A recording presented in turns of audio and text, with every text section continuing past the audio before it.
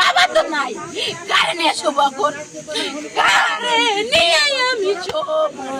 এই ধ্বংসস্তূপ আর একটি স্বপ্নের নির্মম মৃত্যুর এই গল্পটা কতই না হৃদয় বিদারক। দাও দাও এই আগুন আর এই মৃত্যু এখন শুধু রহস্য ঘেরা। যে আগুনে পুড়ে আঙ্গার হয়ে অসহ্য যন্ত্রণায় ছটফট করতে করতে অকালেই থেমে গেল এক কিশোরের জীবন। যে মৃত্যু কতই না হৃদয় বিদারক, সেই সাথে পুড়ে ভস্মীভূত হলো 3টি পরিবারের স্বপ্ন। এই আগুন ঘিরে পরিবারের অভিযোগে উঠে এসেছে জমিজমা সংক্রান্ত বিরোধ আর একটি ভিডিও ঘিরে তৈরি হয়েছে রহস্য। তবে প্রকৃত ঘটনা উদ্ঘাটনে তদন্তে নেমেছে পুলিশ। এমন হৃদয় বিদারক ঘটনাটি ঘটেছে ফরিদপুর জেলা সদরের গেরদা ইউনিয়নের বাখুন্ডা পূর্বপাড়া এলাকায়। যে ঘটনায় শোকের ছায়া নেমে এসেছে পুরো এলাকায়। মায়ের বুক ফাটা আর্তনাদে কাঁদছে পাড়া প্রতিবেশী স্বজনসহ সকলে। আর দূর প্রবাসে থেকে শোকে স্তব্ধ হয়ে গেছে বাবা। 2 লাখ টাকা দিয়ে আমার ছেলের মোটরসাইকেল কিনে দিয়েছি, 3 মাস হয়েছে, 3 মাস হয় না।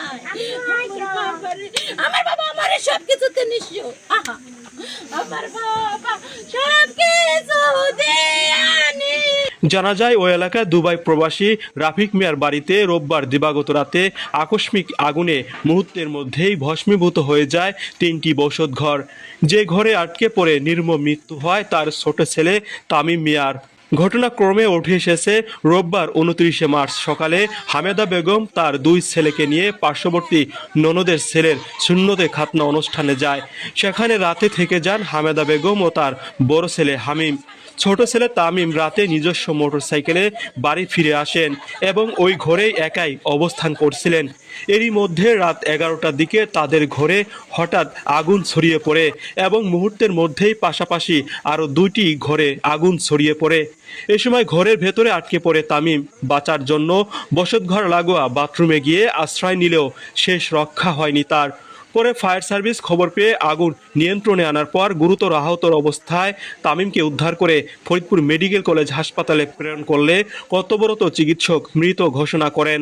ছেলের এমন নির্মম মৃত্যুতে কাঁদছে মা হামেদা বেগম। প্রতিবেশীরা সান্ত্বনা দিলেও কান্না থামছে না তার কান্না দেখে কাঁদছে স্বজন ও প্রতিবেশীরা। তাদের কান্নায় আশপাশের পরিবেশ ভারী হয়ে উঠেছে। পুরো এলাকায় বইছে শোকের মাতম। তবে মা হামেদা বেগম অভিযোগ করে বলেন, প্রতিবেশীদের সাথে জমি সংক্রান্ত বিরোধে পরিকল্পিতভাবে আগুন দিয়ে এই হত্যাকাণ্ড ঘটানো হয়েছে। আমাদের সাথে ওদের সাথে জমি নিয়ে কেস মামলা বুঝছে।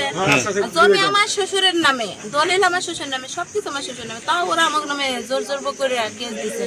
ফেসবুক গেলে আমাকে মাথা কাইটে নদীতে ভাসাই দিবে, আমাকে গলা টিপে